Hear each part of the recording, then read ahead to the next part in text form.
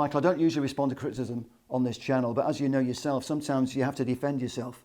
And today I'm going to give you the platform of this channel to give your right reply to what's been said about you, Michael Knighton, by the YouTuber Stephen Howson. Why do you feel so strongly about what he said about you?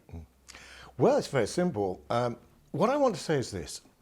I'm massively in favour of fan channels, podcasts, because I do think they play an important role, especially when you've got a campaign to have a change of ownership of a football club. So I respect that. And most fan channels are entertaining, quite humorous, and they have a place, no question.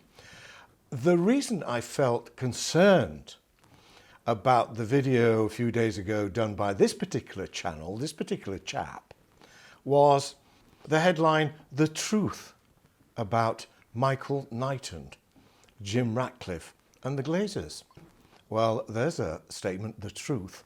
I then listened to an hour where this man, Mr. Howson, traduced my character, traduced the MK consortium, and literally, he's never spoken to me, he's never contacted me. He claims every word he says was researched, which is completely laughable, because he's actually just regurgitated fallacious, a word he didn't understand that he said, it just means false, fallacious stories of 30 years ago. It concerned me because it's had over 80,000 views. I'm trying to bring fans together. He claims to be a football fan of Manchester United. I'm sure he feels he is. So why isn't he supporting a movement that is trying to remove the current ownership because of the crisis they've caused? So I do feel that it is justified to have a reply. He did invite me to contact him, and I did shortly after. I actually telephoned him, and I, of course, tried to explain to him that the diatribe, the traducing, I'd like to see where he could prove one single word of his opinions. They weren't opinions, they were statements of fact.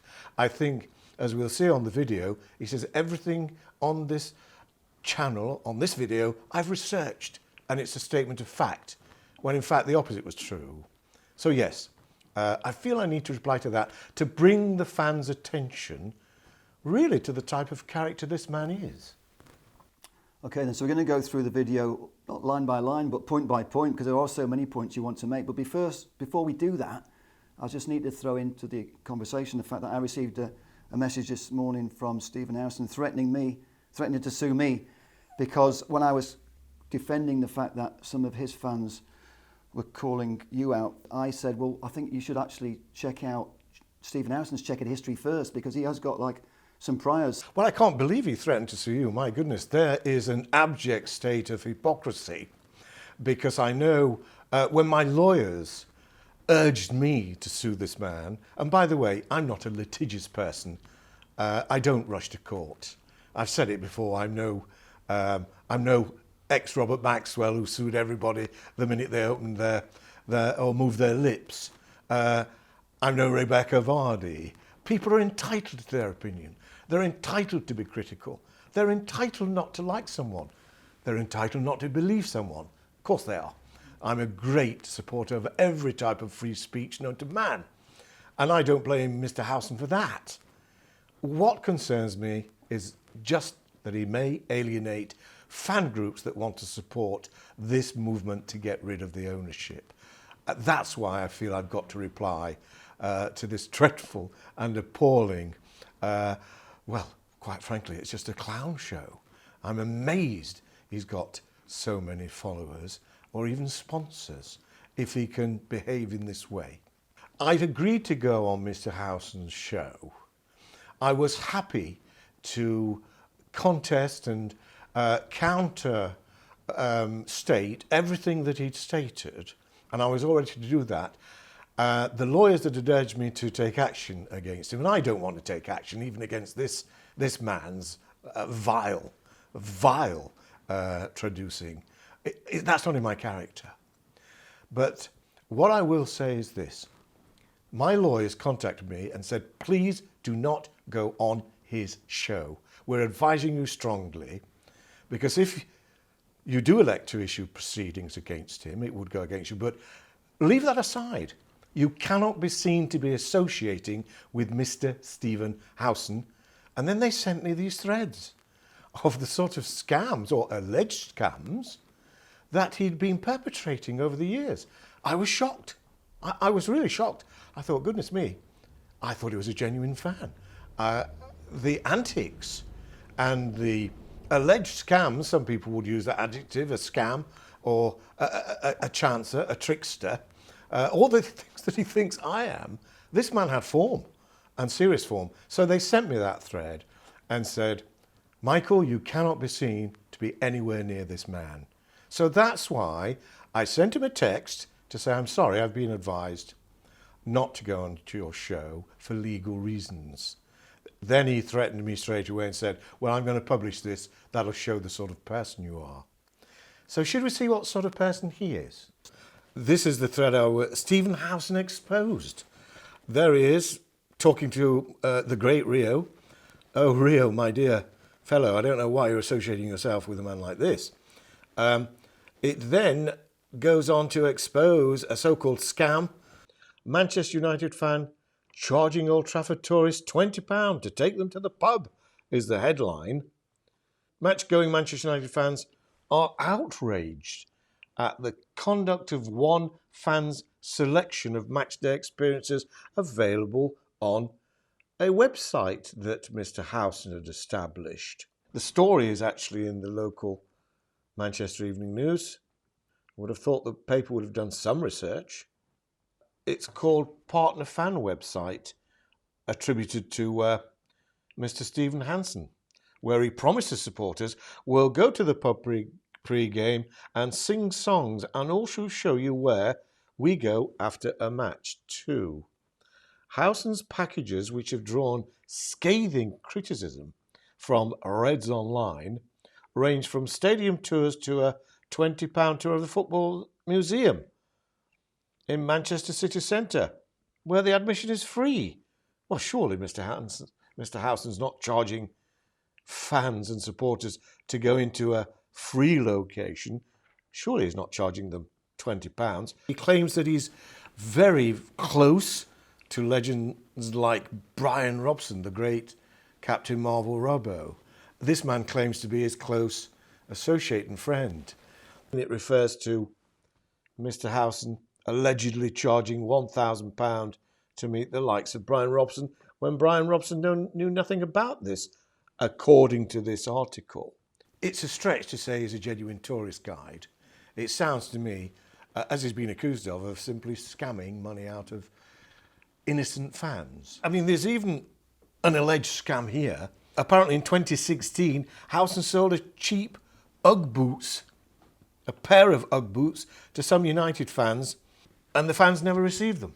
Maybe it's a coincidence, but someone saw his wife wearing the same Ugg boots that he'd promised to sell to fans. Now, obviously, these are allegations, but it is reported on the internet. It is reported elsewhere. And I just can't believe that Mr. Howson, he proclaims to be a fan, a genuine fan. And here he is, allegedly, ripping fans off and coming out with the most outrageous, call them, he's a trickster. It goes on and on with other things. Xenophobic comments. Macola tries to defend him, and they accuse him again of being fairly xenophobic. Not a very nice trait at all, if that is true, if the allegations are true. So this whole thread was sent to me, and I knew none of this stuff. This is quite extraordinary. I'm nonplussed and astonished. The thread goes on and on. And it doesn't paint a very good picture of this man. Now I understand why my lawyers said you must not have anything to do with Stephen Howson. And there, the audacity of this man to sit there and shout me out for my previous time as a director at Old Trafford, where he says very quickly into his "I didn't have the money," again a completely libelous, slanderous remark, because I did have the money. And now you know a little bit of this character. If you really wanted to know whether Michael Knight did have the money in 1989, and I'm not promoting this book, I don't get anything from this book, written by a fantastically clever, award-winning writer, Cambridge graduate, a historian, an award-winning writer. That book was published 3 years ago. Not a single word has ever been challenged by everyone involved in 1989. And you can either take Mr. Howson's word that Michael Knighton never had the money in 1989, and he said he had that on good authority from the likes of Martin Edwards, which I don't believe for a moment. So you can either believe Mr. Howson's version, or you can believe this man. That is Sir Angus Grossart. He's standing next to the governor of the Bank of England, Mr. King, who is standing next to his equivalent counterpart in the United States, effectively the governor of the central bank in the United States. So you've got Mervyn King, you've got Sir Angus Grossart, you've got the Prime Minister, Gordon Brown. They're all there together. Noble Grossart says in this book, yes, of course Michael Knighton had the money. He had more than the money. So you either believe people of that calibre, or you believe Mr. Stephen Howson. As I say, Mr. Howson has had a very checkered past, allegedly, and if you can believe what you read in the Manchester Evening News, and if you can believe what others have accused him of. Personally, I wish he would just understand that the MK consortium bid is real. It's the fans' opportunity to support a genuine effort to change the ownership of our great football club.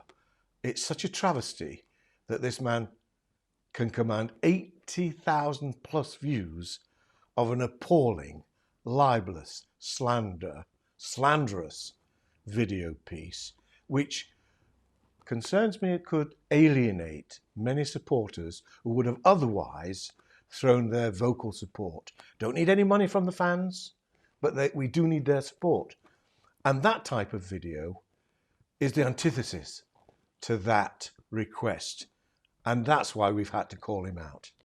Within less than sort of 5 minutes, John, he cites my entrance onto the pitch, my cameo piece. Yes, of course it was unorthodox. Of course it was novel.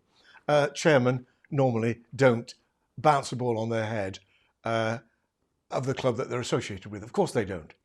And I'm pleased they don't.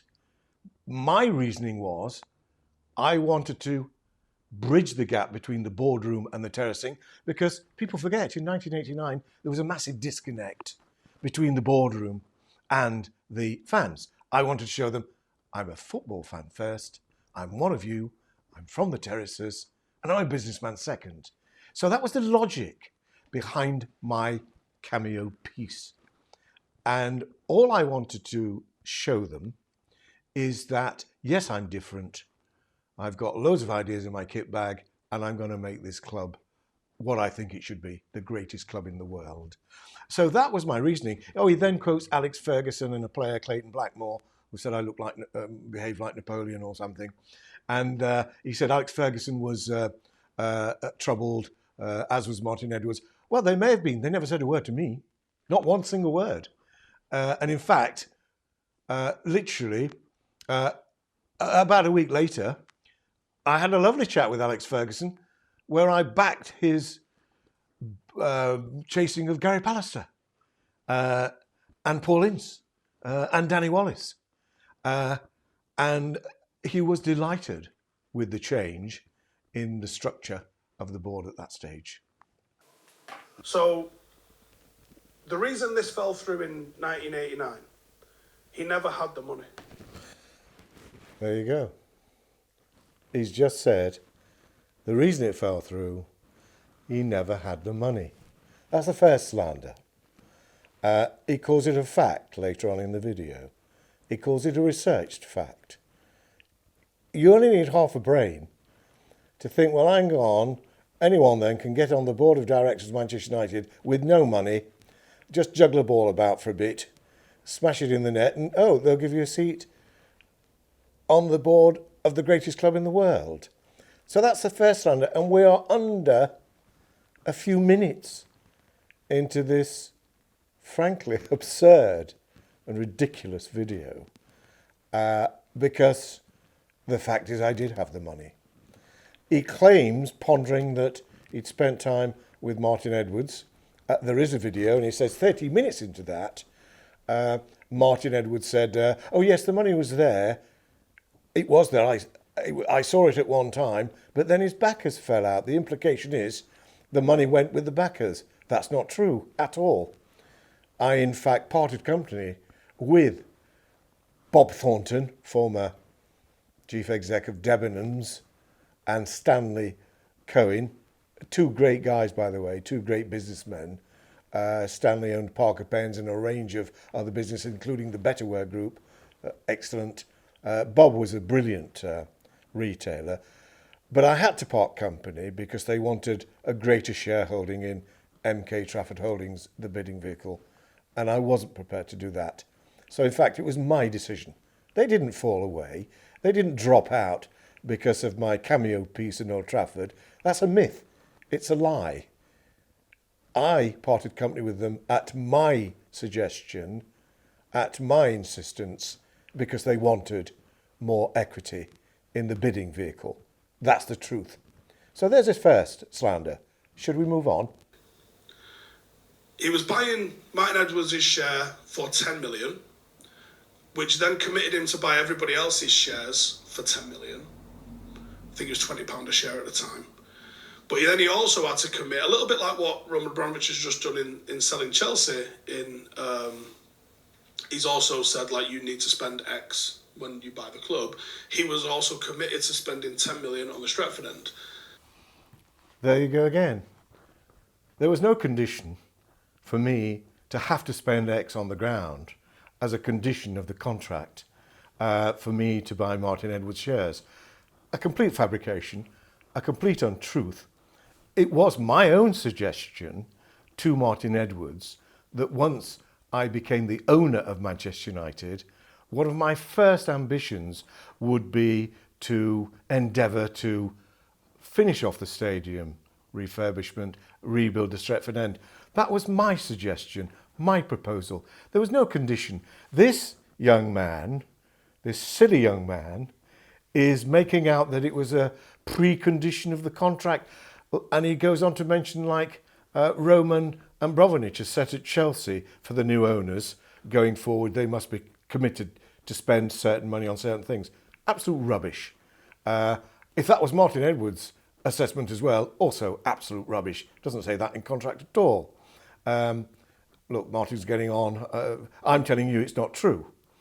I've got the contract to prove it. It's not true. There's no conditions in that contract for me to redevelop Stretford End. So we're less than 4 minutes in. He's committed two major incorrect facts, which he claims to be facts. By the way, we're only 2 or 3 minutes in. Virtually the entire 58 minutes follows the same pattern. We'll go on to see what he says next, John. I can't remember who the other guy was. There was two guys, and they pulled out, and then he got two new investors. One of them ended up being was it Oswald, who ended up buying Blackpool? Do you remember the carnage with that? I think he ended up selling them for £1 or something, or buying them for £1. But either way, he was. Those was his next two investors, and I don't know if the unis of the kick-up saga. Absolute rubbish. A, he claims there that 2 of the investors backed out. I've already said, no, they didn't. 2 investors were Bob Thornton, Chief Executive of Debenhams, PLC, great man, great retailer, Stanley Cohen, already told you, Parker Pens, Betterware Group. I've explained already about that. Then he says they pulled out. No, they didn't. We parted company at my insistence. Then he says I got 2 more investors, and he can't remember the name. I think he's referring to Owen Oyston. This is nonsense. Absolute nonsense. Whatever's been said, whatever's been recorded, I didn't need anyone else. I didn't need those people.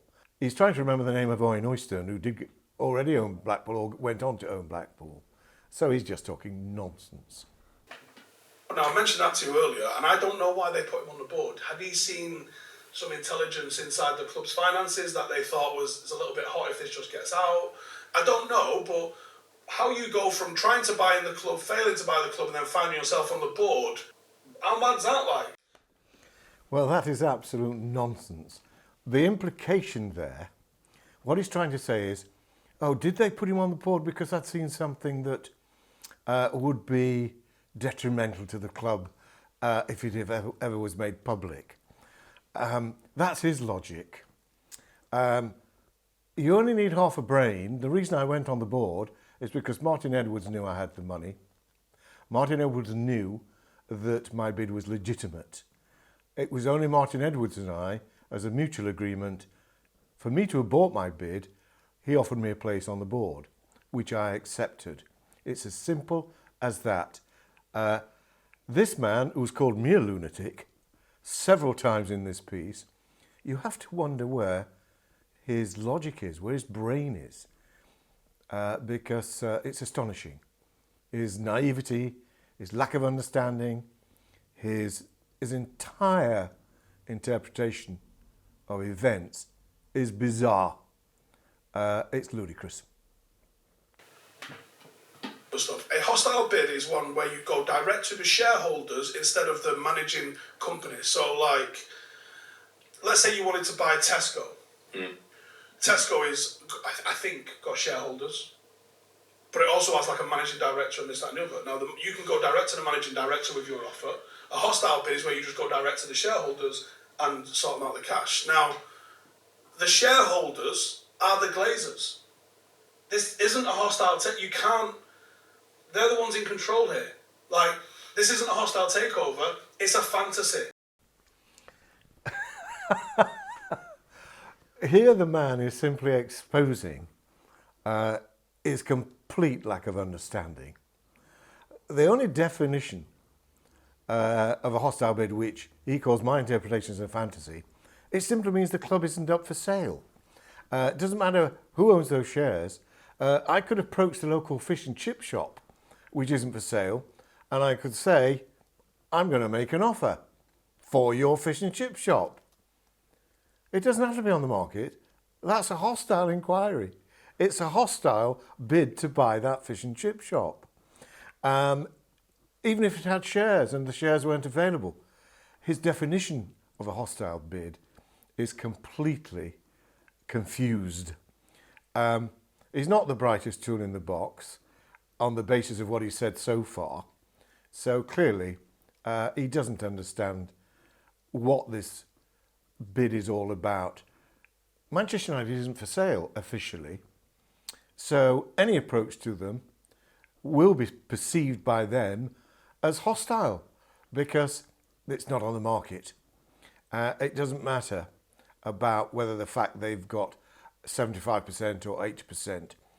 He's confused, and his definition of a hostile bid is simply wrong. It's as simple as that.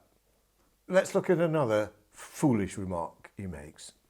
Now, there's another reason I think he's a fantasist, in my opinion. He didn't have the money in '89. He was a guy that brought this guy and this guy together, and they was going to go and do this. He wants the power to be Manchester United's owner, but he ain't got the money to be Manchester United's owner. That's extraordinary. So again, we haven't played all the video, but he says, I don't have the money. He says it several times. He calls me a fantasist and a lunatic. And he says it's all about power. Well, We do legitimately know I did have the money, so if it was about power, I would have simply said, sorry, Martin, no, I'm not aborting the bid. I want to be the permanent chairman because I've got a power trip on, which is what he's implying. The man is a complete and utter dunderhead. He is absolutely, I'm afraid he's off his head. And sadly, people are in danger. They couldn't take him seriously. You know, dunderheads. And people pretend, he pretends to have commercial expertise by defining certain terminology. The man has zero expertise, commercially, zero.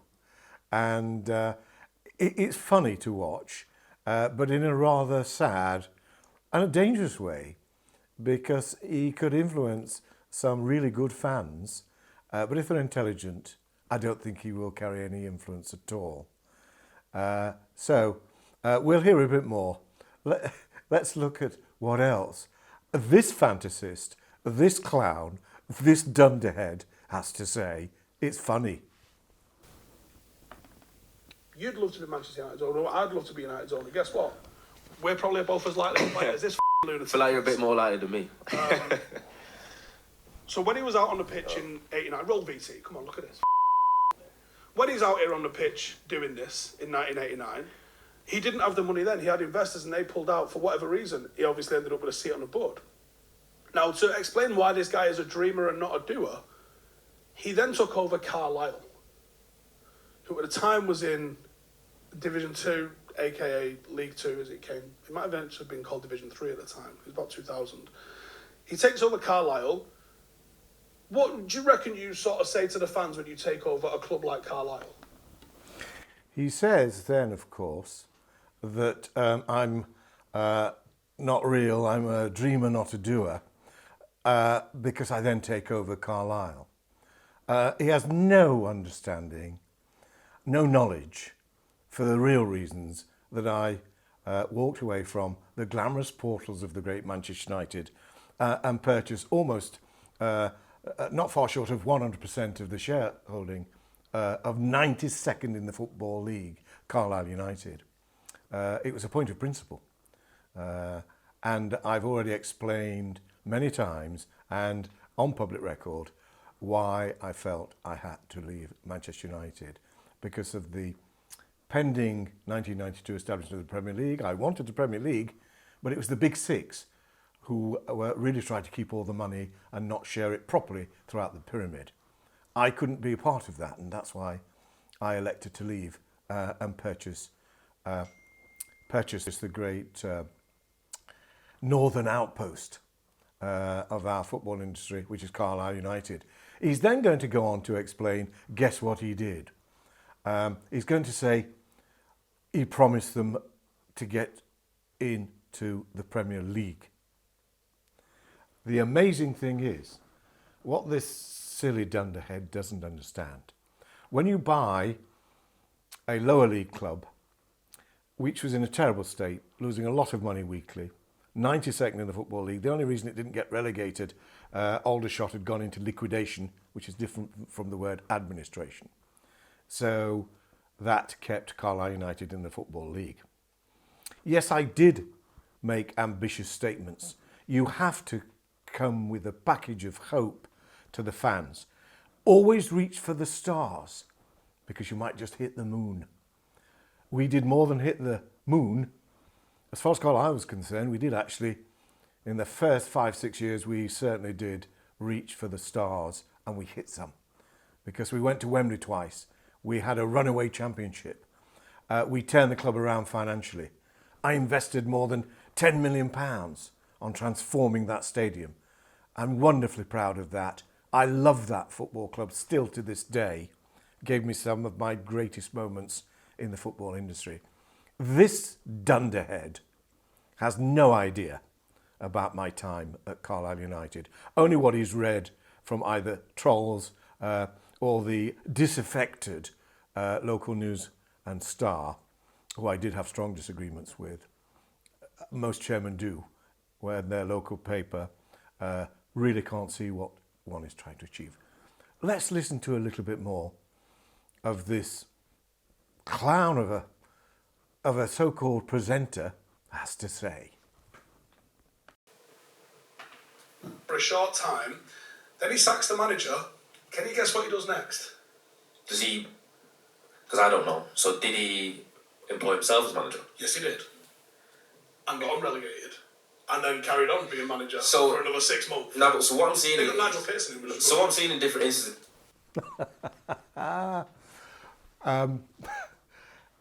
First of all, you can ask anyone at Carlisle United in my time.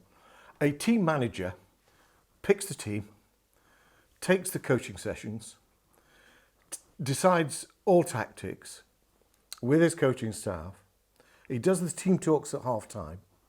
He does the summing up and analysis at the end of the game. And he sits on the bench on the touchline. Michael Knighton never did any of those things, ever. It is true that I did part company with Mervyn Day, who he's referring to, but he's got it wrong. We actually got promotion by a tremendous coach called Mick Wadsworth, Yorkshireman, fantastic human being.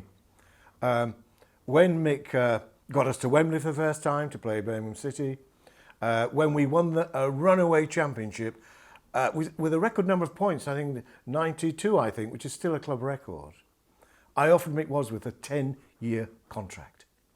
We were blood brothers. We came from the same background. Mick Wadsworth shook my hand. He said, "Chairman, I'll never leave this club and I'm with you. I don't care who comes in for me." Because of Mick's success, the then top of the old First Division, Norwich City, because we'd played them in the League Cup, nearly played them off the park, Robert Chase, the chairman, phoned me one night at 7 o'clock because I used to be known as the tracksuit chairman. Yes, I wore a tracksuit. I was a lot younger then. I was known as the tracksuit chairman. Yes, I went out for the odd game of five-a-side. Yes, I juggled the ball with the players. There's plenty of photographs of me and players like Matt Jansen and Scott Doby and David Reeves having head tennis and juggling the ball. Yes, I had a tracksuit on. I appointed, when I did part company with Mervyn Day, a splendid guy, by the way, I like Mervyn, good, solid human being. We parted company because the side that Mick Wadsworth had built under Mervyn's management, because Mick did go to Norwich City, despite he saying that he would stay with me forever, despite my offering him the same money as Norwich City offered. But you can't stop ambition. We were in the lower divisions. Norwich was certainly right at the top of the First Division, so Mick left. I never appointed myself as the Carlisle team manager. I know it's on the Wikipedia page. We've taken that down, or I don't know how to do it, but editors have taken that fact down, or non-fact, and then some troll puts it back on immediately. I think he's called PJ or something like that, and they say, "Oh, someone's trying to do a PR job on Knighton." I was never the manager of Carlisle United. Yes, I'm an ex-PE teacher. Yes, I'm an ex-footballer that was associated with a professional club down at Coventry City as a young man. Some say I'm a good coach, but I would never appoint myself as the manager. I appointed young David Wilkes, John Halpin, in charge of first team affairs, and they were brilliant. Two excellent young men, very fine coaches. I did say, because they were young, I said, "Look, if there is any flack, I'll take it. You're my appointments." And you know what? The team were playing brilliantly, but everyone was unhappy about Mervyn Day and how I parted company with Mervyn. I didn't go into big detail publicly. I thought it was the right decision at the time, and I would make the same decision again. And eventually, really at the fans' insistence and the pressures that the boys were coming under, and not really how they were having the team shape up, I thought they were playing well, we appointed Nigel Pearson. So that's the real story. This lunatic, this dunderhead, is simply regurgitating stuff he's read in the News and Star or the Cumberland News, or he's read somewhere else. I mean, it's simply not true. By the way, this is not the first time I've made this point. I said this more than a year ago on another video, that it was a nonsense. And it is a nonsense. You don't believe me? You go to anyone who was a player on that staff during my time at Carlisle United, all the coaching staff, all the administrative staff, all the club secretary. I was never the team manager. That's a fact. It's a false, fake press story picked up by lunatics like Mr. Howson. Let's move on. Now, this next bit is fascinating. Just listen to it. Just put those two things out there, right? Now I'm going to throw another one out there. He's in a video, right? At the start of the video, he says, we have got a deal that we are working together and I think is an offer document, okay? Part of the due diligence with any sort of offer document is you have to have when you're trying to buy somewhere, you have to go and show them your finances. There's the proof of my money, right? We've just had to do it recently with a potential property thing and we couldn't do it and therefore it fell through. Yeah. You know the thing I'm on about. Yeah. So you have to do that. That's the proof of funds. That's a massive part of any sort of offering is proof of funds.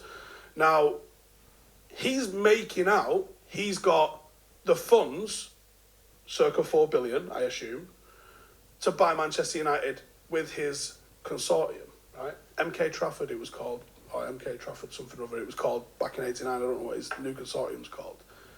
But in the same interview, he's also shaking his tail for Jim Radcliffe, saying, Jim Radcliffe, we need you. Like, why would you be asking Jim Radcliffe to get involved if you've got the money? Amazing. Absolutely amazing. So his logic is, if you've got £3-4 billion, why would you still be asking Jim Ratcliffe? Well, I've already gone public and said, we are not a nation state sovereign fund with oil revenues of billions. We're not a Jack Ma from China, multi-billionaire. We are not Elon Musk. We are not Jeff Bezos.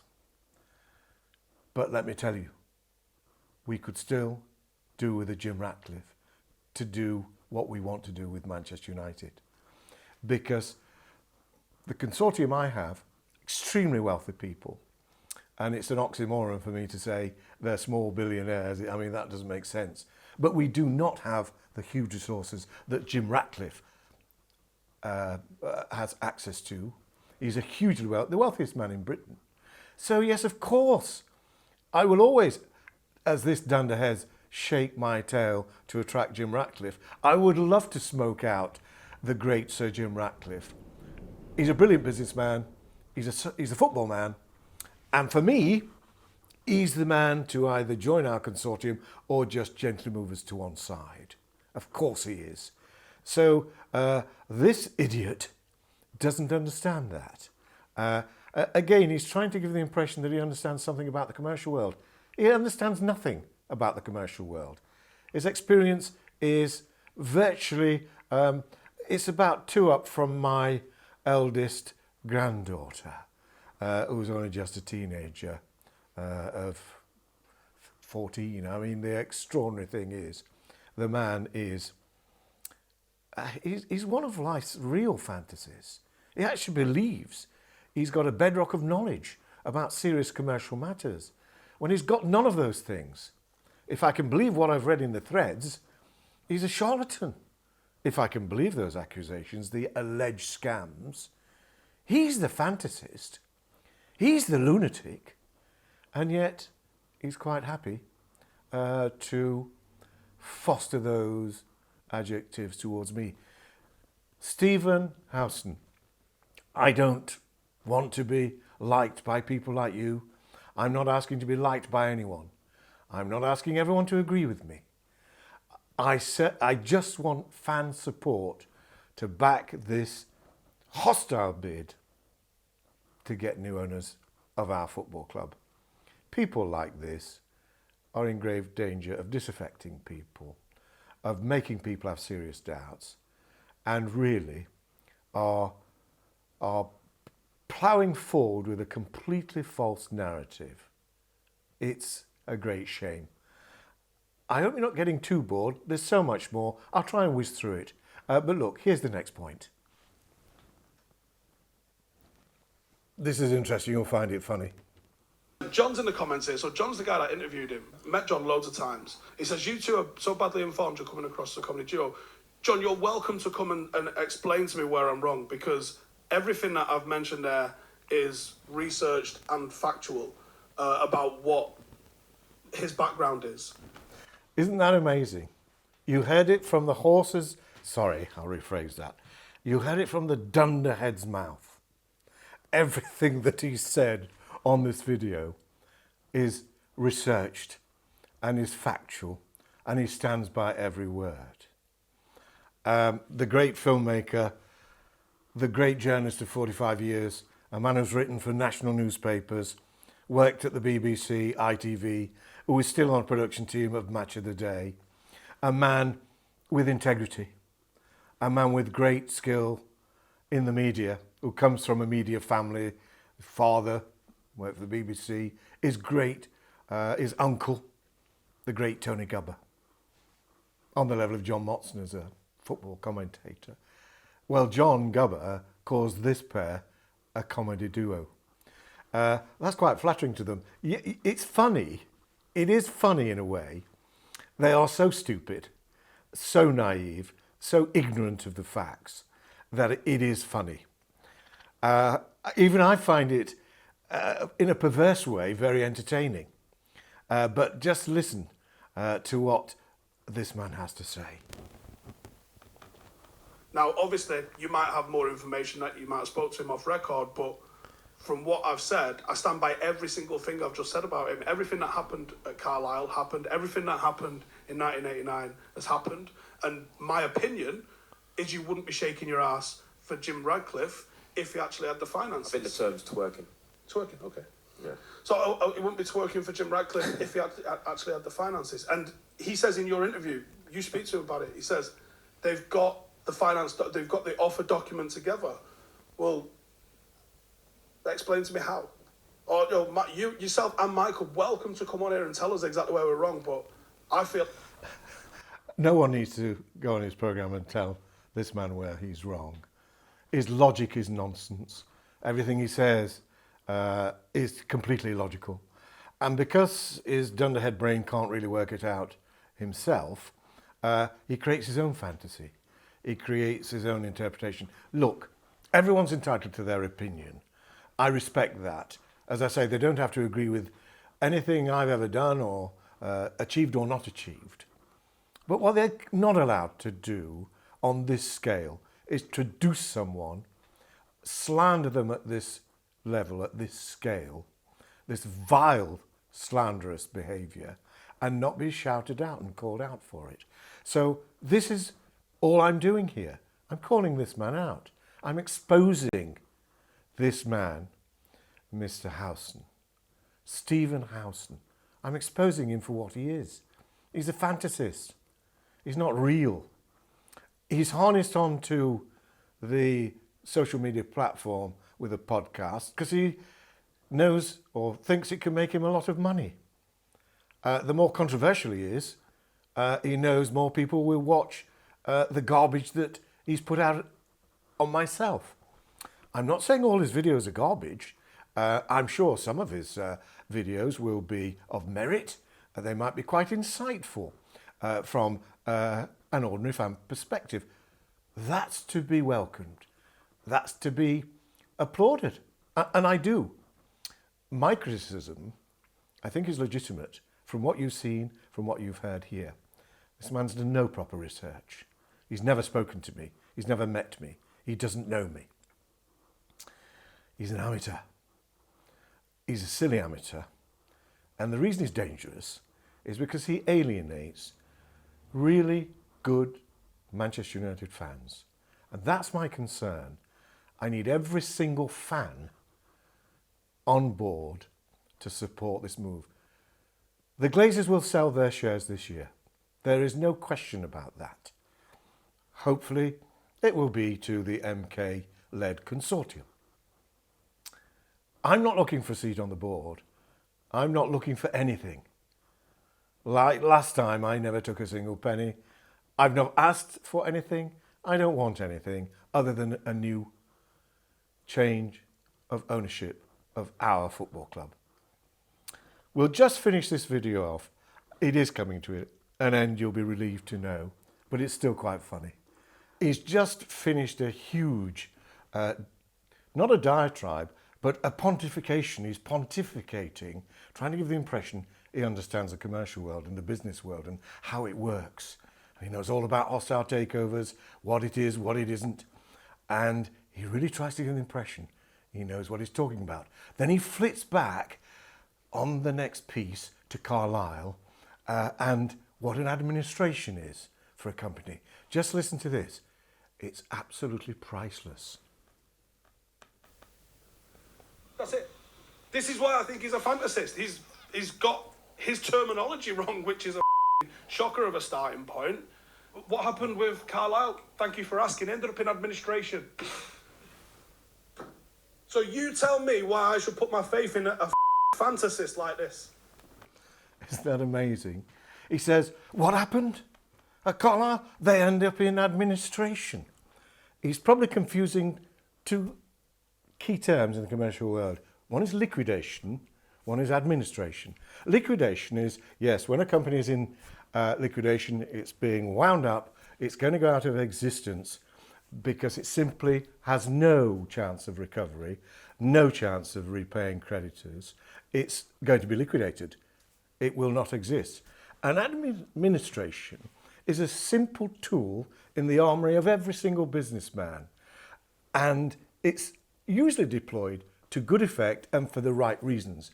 And administration is whereby you say to any pressing creditors, look, we are struggling at the moment to meet all our obligations.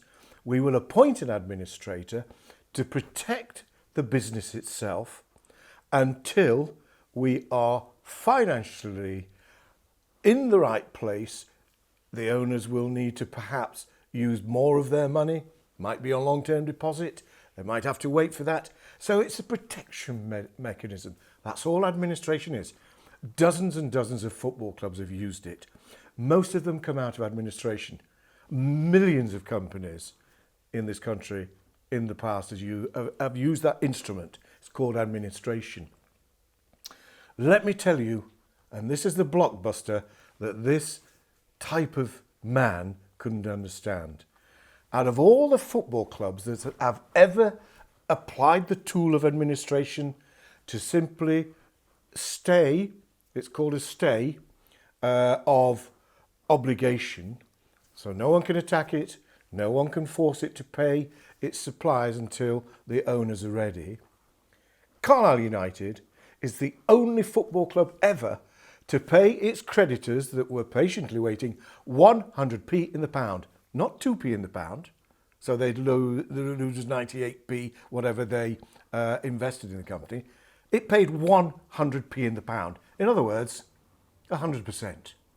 So if they had supplied goods which cost £10, they got paid £10. If it was £200, they got paid £200.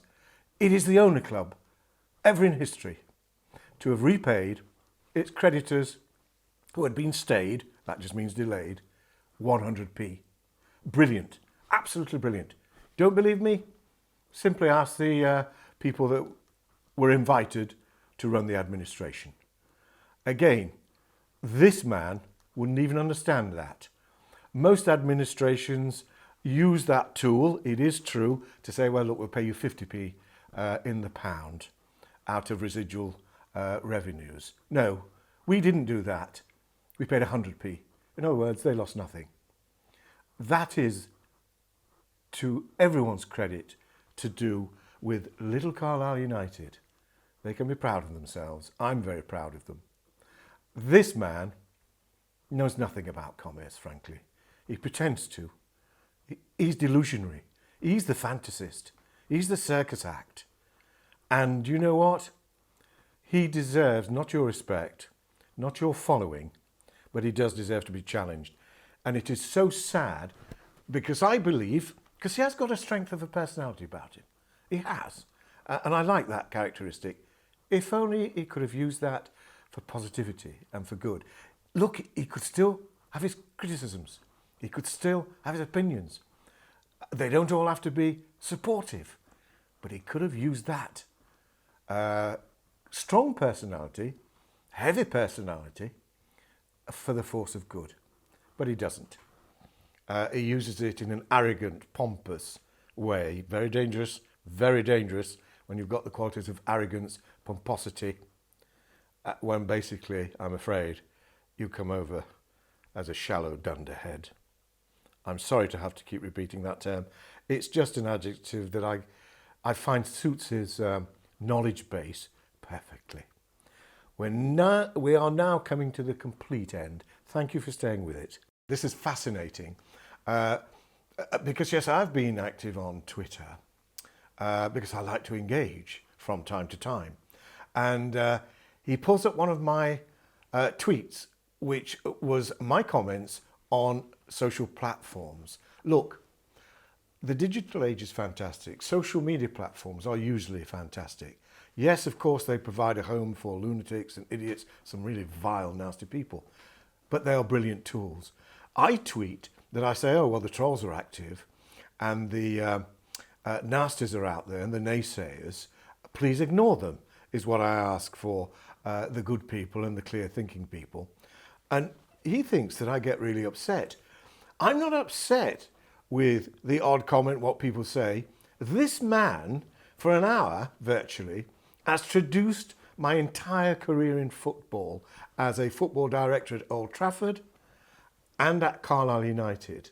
More than, 14, 15 years of my life, he has called out as fantasy, a nonsense, unreal, and basically a charade. That deserves the right of reply. My skin is like a rhinoceros.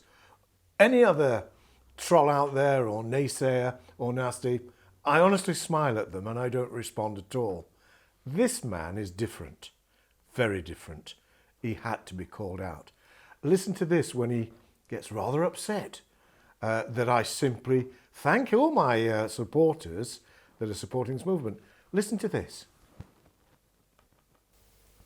Apparently Michael Knighton's tweeting about us and calling us trolls. Michael, you're welcome to come on a video and do an interview with us if you want.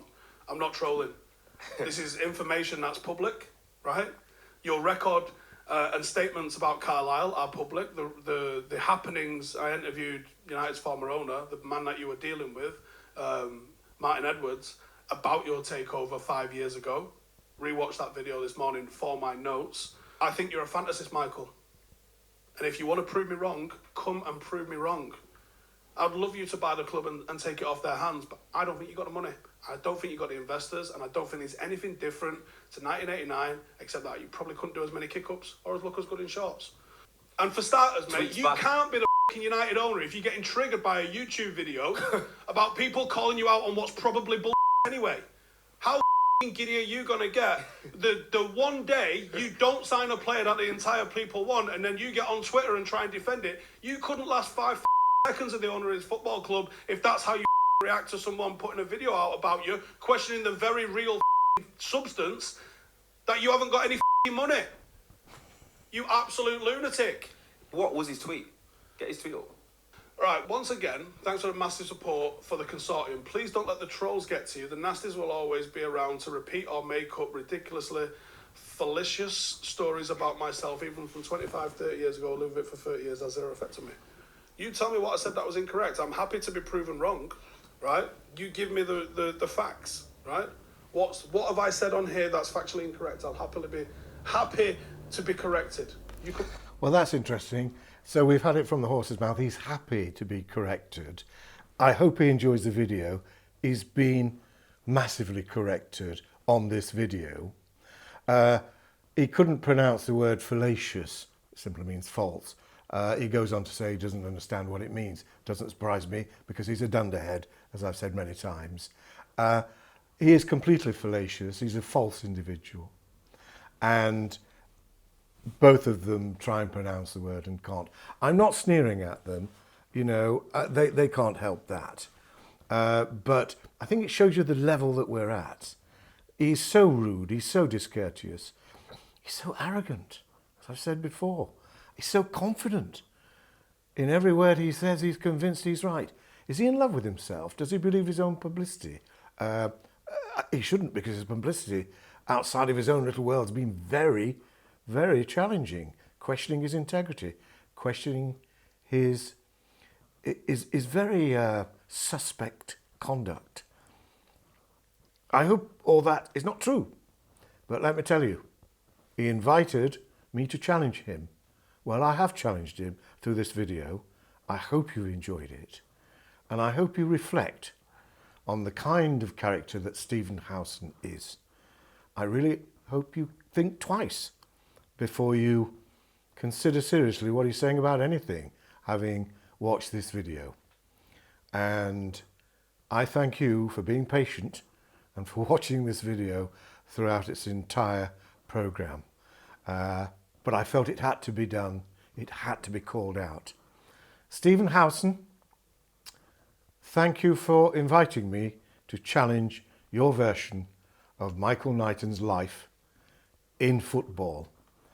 Your fictitious headline, The Truth About Michael Knighton, I think I've demonstrated was the exact opposite of the introductory title to your absurd, your fallacious, your slanderous video. Good night.